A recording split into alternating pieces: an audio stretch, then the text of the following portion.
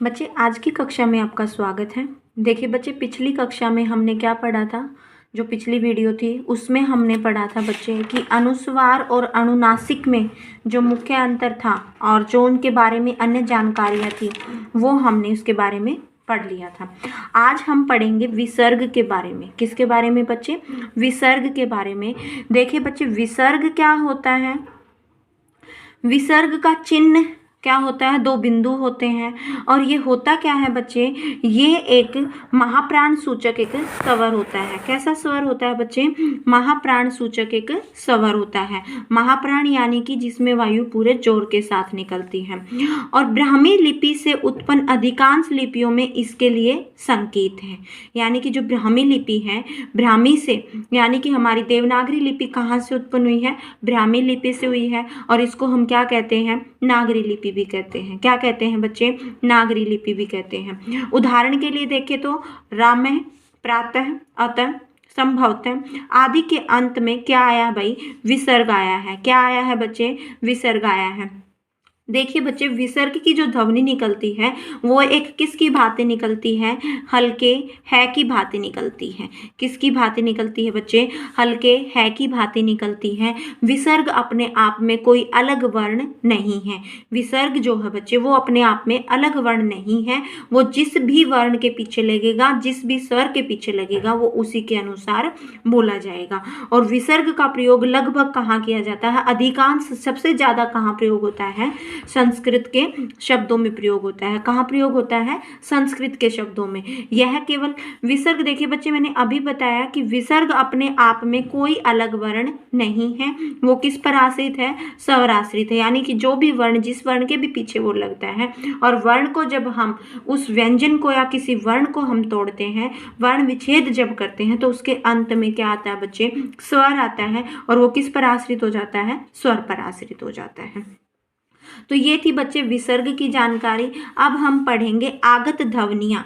ये हमारी हिंदी में ही आती हैं और ये किस भाषा से ली जाती है? अंग्रेजी और उर्दू भाषा के जो शब्द होते हैं जिनको हम हिंदी में प्रयोग कर रहे हैं, उनका शुद्ध उच्चारण हिंदी में तो हो नहीं सकता, लेकिन उनका शुद्ध उच्चारण करने के लिए हिंदी में लिपि चिन्ह उनका नहीं है। यानी कि उनका जो प्रयोग होता है, उन शब्दों का प्रयोग करने के लिए हिंदी का कोई लिपि चिन्ह नहीं है। तो हिंदी में किसका विशेष चिन्ह नहीं है? किन लिपि का चिन्ह नहीं है? जो हिंदी में हम अंग्रेजी और उर्दू भाषा के जिन शब्दों का प्रयोग करते हैं उनको निरंतर प्रवेश तो मिल गया बच्चे, लेकिन उनका शुद्ध उच्चारण करने के लिए हमारे पास हिंदी में कोई लिपि चिन्ह नहीं है।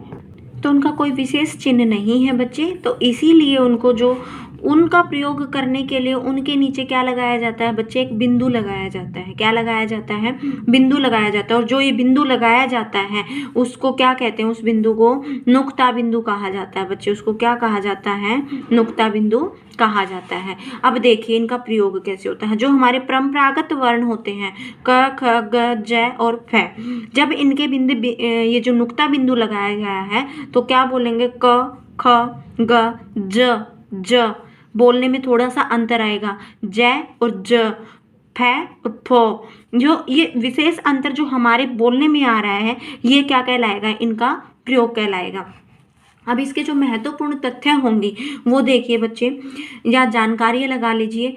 क, ख, ग में नुक्ते का प्रयोग अनिवार्य न होकर कैसा है? ऐच्छिक होता है। यानी कि हमारी इच्छा के अनुसार होता है। जबकि ज और फ में जब नुक्ता लगता है तो वो उर्दू और अंग्रेजी दोनों ही भाषाओं के शब्द बनते हैं। किसके शब्द बनते हैं?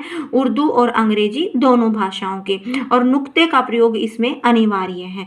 जब ज और फ का प्रयोग इंग्लिश और उर्दू के भाषा के शब्दों के लिए प्रयोग किया जाता है, उर्दू और अंग्रेजी के भाषा के शब्दों के प्रयोग किया जाता है, तो वहां पर ज और फ में इसका प्रयोग महत्वपूर्ण है, अनिवार्य है। जबकि क और ख, ग में इसका प्रयोग जो है वो अनिवार्य न होकर हम ऐच्छिक करते हैं, अपनी इच्छा के अनुसार करते हैं। अब जैसे कुछ शब्द बने हैं जो उर्दू के शब्द हैं। किसके शब्द हैं बच्चे? उर्दू के शब्द हैं। देखिए, कर्ज, ताजा, जिंदगी, जिल्लत तथा जमानत। और एक होता है जमानत, ज और जय, फर्क होता है बच्चे। अब बात करते हैं जय से युक्त यानी कि नुक्ता बिंदु में युक्त जय से जो बने शब्द हैं और वो अंग्रेजी के शब्द होंगे, वो कैसे होंगे देखिए बच्चे, रोज, इज, जीरो, प्राइज तथा न्यूज। बच्चे जय और जानकारी और जानकारी फर्क हो जाता है। जीरो क्या बोला बच्चे हमने इसको, जीरो, जी हमारा जो बोलने में परिवर्तन आ रहा है थोड़ा सा वो क्या कहलाएगा बच्चे, जय का प्रयोग कहलाएगा नुक्ता बिंदु के साथ। अब इसी प्रकार फै की बात करें तो फै में जो बिंदु लगा है, निकता बिंदु जो लगाया गया है, उसके शब्द उर्दू से जो शब्द बने हैं, फरियाद, फतवा, फन, काफिला, फसाद। ठीक है, आगे हैं फै से युक्त अंग्रेजी के शब्द कफ, फेल, फाइट, फाइन तथा फादर आदि। तो ये बात की हमने किसकी, आगत ध्वनियों की। अब आगत ध्वनियां हमने ज और फै को पढ़ लिया, लेकिन एक आगत ध्वनि, ये तो हो गई हमारी स्वरों की बात, ये तो स्वर की आगत ध्वनियां हो गई, व्यंजन की, सॉरी भाई, ये किसकी बात हो गई, ज और फै व्यंजन में आ गए। अब बात करते हैं आगत स्वर की, व्यंजन की बात हमने कर लिया। बात करते हैं बच्चे हम आगत स्वर की, किसकी बात करते हैं, आगत स्वर में यानी कि उसमें भी एक ध्वनि ए और ओ के बीच की होती है, आ और ओ के बीच की एक ध्वनि होती है जिसको हम जीभ तो घूमती है और खाली चंदर लगता है, चंदर के अंदर कोई बिंदु का प्रयोग नहीं। अगर इसी चंदर में बिंदु लगा दिए जाए तो क्या बन जाएगा, हमारा अनुनासिक बन जाएगा, लेकिन इसको हटा के सिर्फ चंदर लगाया जाता है तो ये किसकी ध्वनि होगी, आगत स्वर की ध्वनि होगी, और जो हमें ओ की साउंड देगी, किसकी साउंड देगी, ओ की साउंड देगी। किस प्रकार, देखिए कि क्या लिखा हुआ है, हिंदी भाषा में अंग्रेजी भाषा के कई शब्दों का प्रयोग किया जाता है, बिल्कुल किया जाता है भाई। इनमें कुछ शब्दों में प्रयुक्त होने वाली ध्वनि हिंदी से भिन्न होती है। किससे अलग होती है, किससे अलग होती है बच्चे, हिंदी से भिन्न होती है।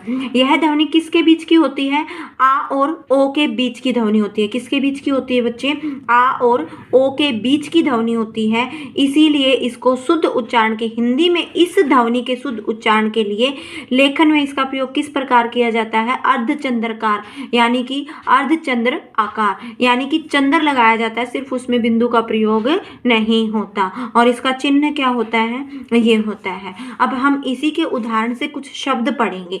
अब हमारा शब्द है, पहले देखिए हमने इस पे चंद्र लगाया है, होट, होट क्या होगा, होट, ओ भी नहीं बोल रहे हैं, पूरा होट भी नहीं बोल रहे हैं इसको हम, और क्या बोल रहे हैं, होट।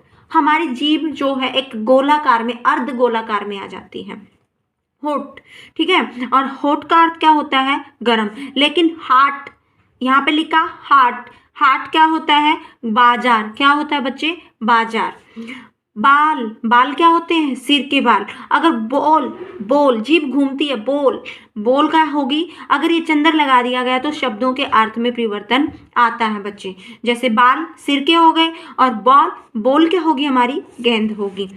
अब यहाँ देखिए काफी, काफी क्या होता है, पर्याप्त मात्रा में, और कॉफी क्या होता है, एक पेय पदार्थ होता है जो हम पीते हैं। आगे बच्चे बात करते हैं अब हलंत की। अब हलंत क्या होता है बच्चे, जब स्वर को यानी कि स्वर के बिना किसी व्यंजन को लिखा जाता है तो उसके नीचे किसका प्रयोग किया जाता है, हलंत का प्रयोग किया जाता है, एक तिरछी रेखा का प्रयोग किया जाता है, और इसी तिरछी रेखा को हम क्या कह देते हैं, हलंत कह देते हैं। क्या कहते हैं, हलंत कहते हैं। किसी भी व्यंजन को स्वर रहित लिखने के लिए हम किसका प्रयोग करते हैं, हलंत का प्रयोग करते हैं। और कैसे लिखा जाता है, ऐसे लिखा जाता है। किसका प्रयोग किया जाता है बच्चे, हलंत का प्रयोग किया जाता है, और यही हलंत क्या कहलाता है, किसी भी वर्ण को आधा कर देता है ये, ठीक है। और जैसे अद्भुत, आधा, गड्ढा, ड आधा, छुट्टी, ट आधा, ठीक है, ये हमारे हलंत का प्रयोग था। तो बच्चों स्वर से संबंधित जितनी भी जानकारी थी वो कंप्लीट होती है, पूर्ण होती है। अब बात करते हैं व्यंजन की, और व्यंजन क्या थे बच्चे, व्यंजन हमारा वर्ण का दूसरा भाग था जिसको हमने स्वरों यानी कि उच्चारण के आधार पर वर्ण को दो भागों में विभाजित किया था। पहला कौन सा था, स्वर था, और स्वर के विषय में जितनी भी जानकारी थी उससे संबंधित जो भी जानकारी थी वो मैं बता चुकी हूँ। आशा है अगर कोई बचती भी होगी तो उसको और देख के क्लियर कर लेंगे। अब बात करते हैं बच्चे व्यंजन की। व्यंजन क्या होते हैं? किसी भी भाषा के बारे में अगर जानना है, उसको लिखना है या पढ़ना है बच्चे, तो सबसे पहले हम किसको सीखते हैं? उसकी वर्णमाला को सीखते हैं। किसको सीखते हैं? वर्णमाला को पढ़ना उतना ही महत्वपूर्ण है जितना किसी भाषा को। भाषा तब तक आ ही नहीं सकती बच्चे जब तक हम उसका जो उसकी वर्णमाला है उसको पढ़ लें। और वर्णमाला हमारी क्या होती है बच्चे? हमने शुरू में पढ़ा था कि वर्णमाला हमारी क्या होती है? वर्णमाला हमारी होती है कि वर्णों के क्रम को या व्यवस्थित समूह को क्या कहा जाता है? वर्णमाला कहा जाता है। देखिए हमारी हिंदी में कुल वर्ण कितने हैं बच्चे? 52 हैं। कितने हैं? 52 हैं। और इन्हीं 52 वर्णों को कितने भागों में विभाजित किया? 2 भागों में। कितने भागों में? 2 भाग। कितने भागों में विभाजित किया बच्चे? हमने 2 भागों में। कौन सा? पहला स्वर और दूसरा व्यंजन। स्वर के बारे में जानकारियां हम प्राप्त कर चुके हैं, वीडियो में पूर्णतया पढ़ चुके हैं। अब बच्चे बात करते हैं व्यंजन की। तो देखिए बच्चे व्यंजन क्या होता है। साधारण बोलचाल की भाषा में कहाँ से कहाँ तक, कै से लेकर ग तक या शरय तक सभी वर्णों का प्रयोग हो जाता है और इन्हीं वर्णों को क्या कहा जाता है? व्यंजन कहा जाता है। क्या कहा जाता है बच्चे? इन्हीं वर्णों को व्यंजन कहते हैं। साधारणतः व्यंजन की संख्या कितनी मानी हमने? 33 मानी। लेकिन उसमें साधारणतः हमने व्यंजन कितने पढ़े? 33 पढ़े। लेकिन उसमें अगर 4 संयुक्त व्यंजनों को जोड़ दिया जाए और 2 द्विगुण व्यंजनों को जोड़ दिया जाए तो उनकी संख्या कितनी हो जाती है बच्चों? 39 हो जाती है। तो कितनी हो जाती है? 39। तो हिंदी व्याकरण में किसी भी शब्द की उत्पत्ति का श्रेय किसको जाता है बच्चे? व्यंजन की उत्पत्ति को जाते हैं, क्योंकि स्वर सिर्फ एक ध्वनि होते हैं। किसको जाता है बच्चे? कोई भी जब हम शब्द लिखते हैं तो वो क्या कहलाता है? हमारा व्यंजन से बना होता है। लेकिन जो हमारे स्वर होते हैं बच्चे वो एक प्रकार की ध्वनि होते हैं। ठीक है, वो क्या होते हैं बच्चे? एक प्रकार की ध्वनि होती है, एक साउंड होती है बस। और उस साउंड से, एक ध्वनि से कोई भी शब्द नहीं बनता। शब्दों को बनाने का श्रेय किसे जाता है? व्यंजन को जाता है। अब बात करते हैं परिभाषा की।